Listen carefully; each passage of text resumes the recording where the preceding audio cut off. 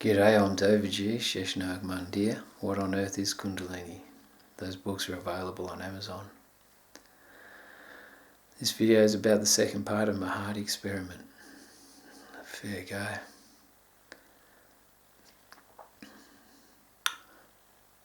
Over the last period of time, like 6 months or something, I've been coming into an experiment of loving myself, defining strong boundaries and things. My experiment is amplified several times.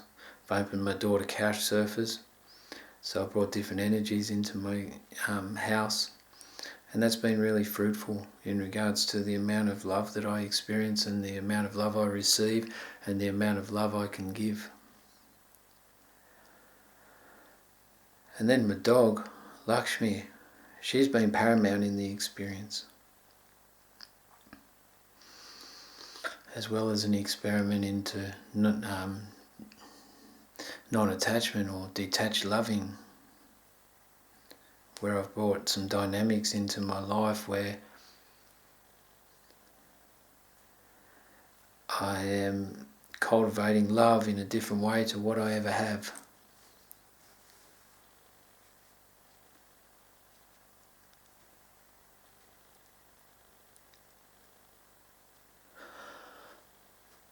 So lately, about, I don't know, it must have been 2 weeks ago, I had a couch surfer staying here, and on one evening he went out with another couch surfer just up to the temple, and he said, "Can I take the dog?"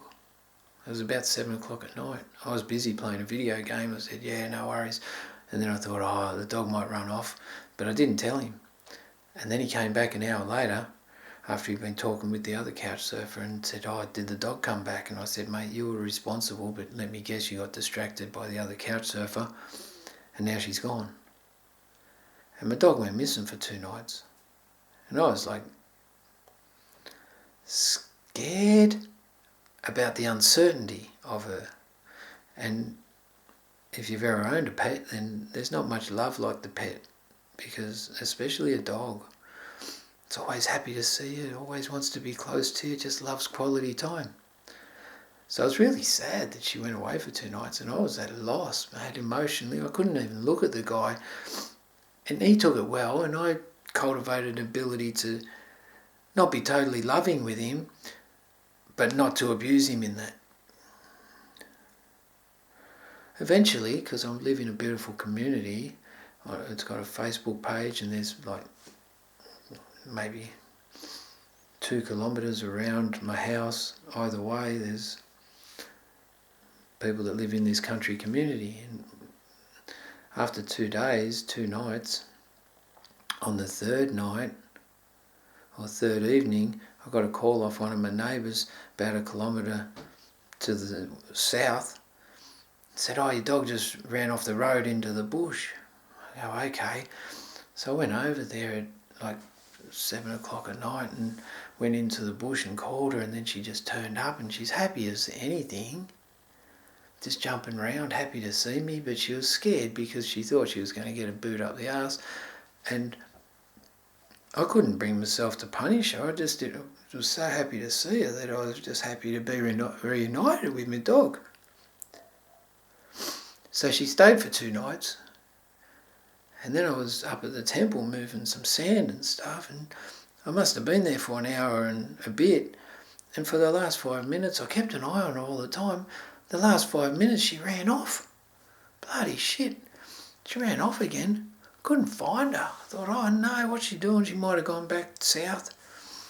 Then 10 o'clock that night, or 9:30, I get a phone call saying, "Oh, someone saw her about 8:30 running up the bush due north."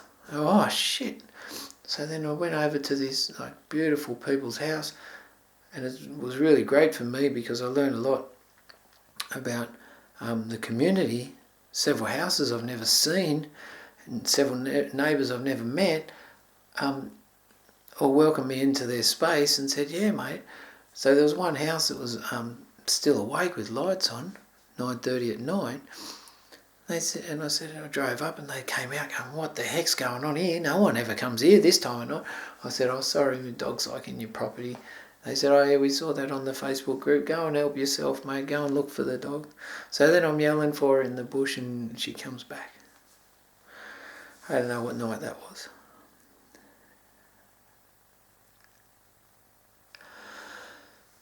And then a few nights later I'm driving to work, and I work 200 kilometres away, go up there every second week, stay up there for 4 nights in my van.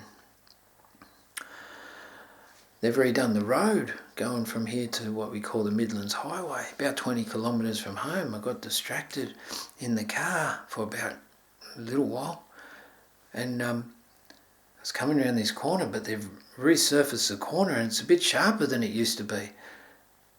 And the front of my van caught the edge of the shoulder and it was soft. And I'm in this heavy van, 4-wheel drive Delica, some people call it. As soon as I hit the soft verge, I've gone like that to correct it, but the front wheel's sort of on this soft shoulder going down like that. I've corrected the front, and then all of a sudden the back swings around. Next thing it's boom, boom, rolled this van. I couldn't believe it. It's like a bit surreal. I feel a bit of a hit on my head. End up on the side, sitting there on the side of, like, felt like I was George Clooney in one of those space movies, you know, thinking, shit, this is surreal.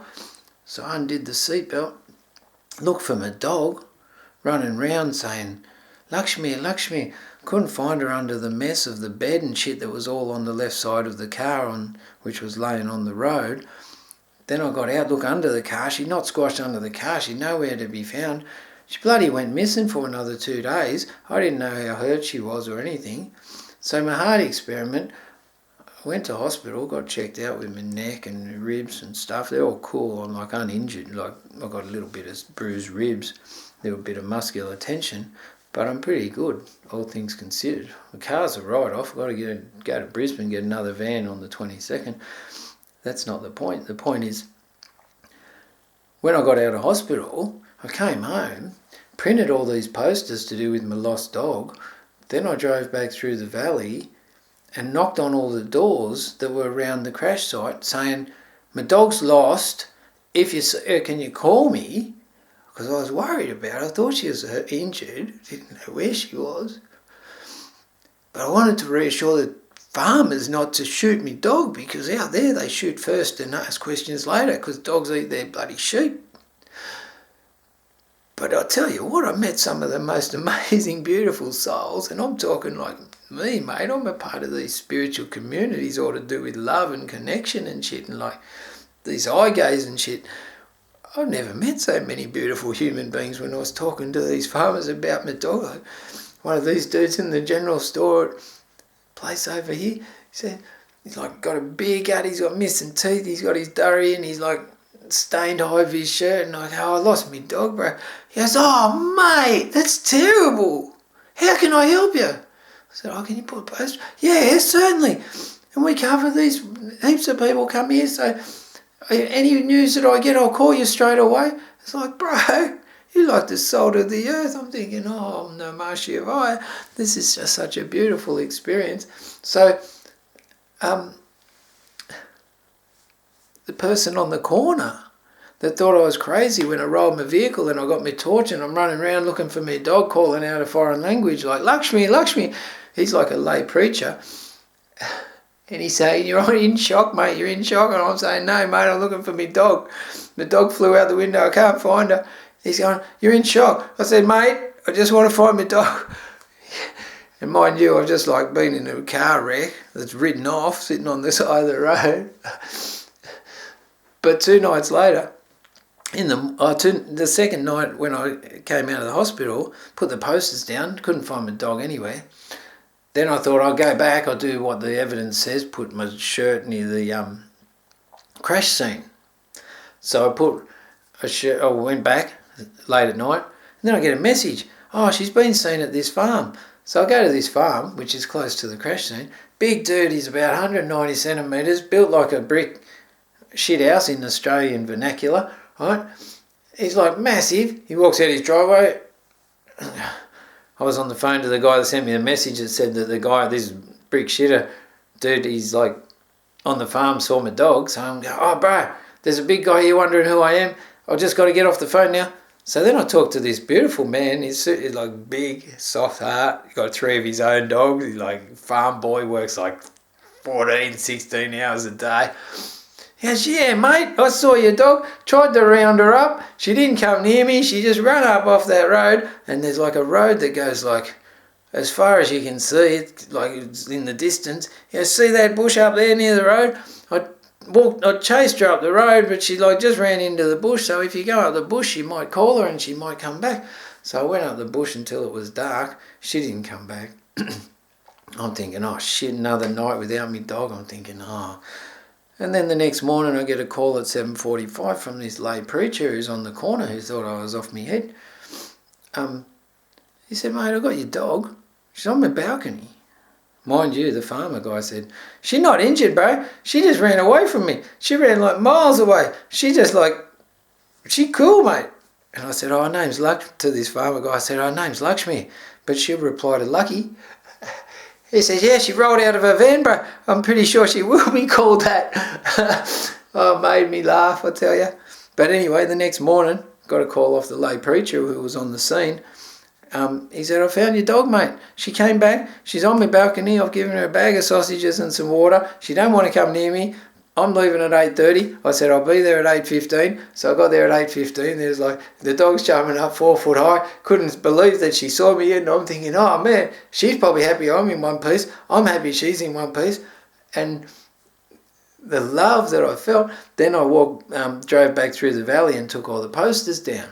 Came across this place where there's like these monks, these Franciscan, they're older than Franciscan. Anyway, they're called the monks. And I was talking to, those ones with the funny hairdo there, like they shave all the rest off, and if you got that hair, then they said, the guy comes out and goes, oh yeah, we've been praying for her safe return.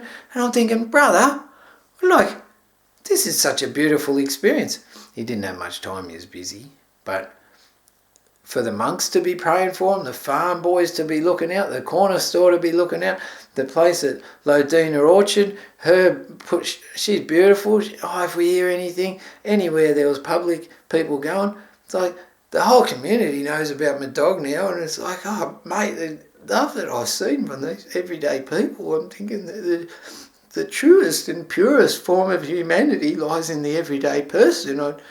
It was just so reassuring that when I was in grief, these people were able to support me and look out for my dog. And they just felt real, man. And it was a beautiful experience. And there's more to go with my heart experiment, because I'm in this committee to do with this Island of Men thing that's coming up. Trying to be a part of this, step up into this leadership role as much as I don't want to. I just want to chant Sanskrit and talk crap on YouTube. But there's a part of me calling me to step up into a leadership role in men's work. And it's the most difficult thing I've got to do, because when I get pissed off, to share my emotions and stuff and frustration, because there's a bit lethargic and shit, pisses people off. Somehow I've got to come to them in love. That's the biggest challenge, to feel into it and just express it in a softness where they don't get an aversion to me for being the rule maker or the person that holds them accountable. Anyway, there's my heart experiment. Hopefully it's on its way to... I've got more. I'm a part of this other community. I join it once a month. They have 2 or 3 calls a month. I said, mate, I'm having this problem with relationships. I'm a bit impatient. Can you give me some advice? He goes, Omji, I don't know you that well, but from what I've experienced in the last 2 years of these monthly calls, I think you're a very heartfelt person. I'm sitting there going, I don't think that I'm heartfelt. I feel like I'm like this person that's an embarrassment to my brother, bloody criticised by my ex. I'm a bloody dickhead, abusive to the mother of the children, and have a shit life as a husband. And they go, no, mate, I feel like you're this heartfelt person. And I'm going, mate, well, you got a different perception of me to me. I better change it to update it into being the heartfelt person. So he said, but don't worry.